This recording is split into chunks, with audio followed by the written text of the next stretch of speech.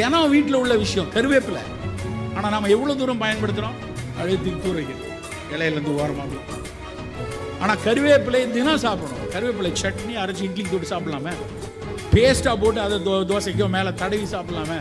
கருவேப்பிலை சர்க்கரை நோயை கட்டுப்படுத்துவதில் மிகப்பெரிய பணியாற்றுகிறது. வாங்க இன்னைக்கு இவ்வளோ பெனிஃபிட்ஸ் இருக்க கருவேப்பிலை வச்சு ஒரு தொகையில் எப்படி பண்ணுறதுன்னு பார்க்கலாம். அது கடாயில் கொஞ்சமாக எண்ணெய் ஊற்றி கொஞ்சம் உளுந்து கொஞ்சம் கடலைப்பருப்பு சேர்த்து நல்லா வறுத்துக்கோங்க.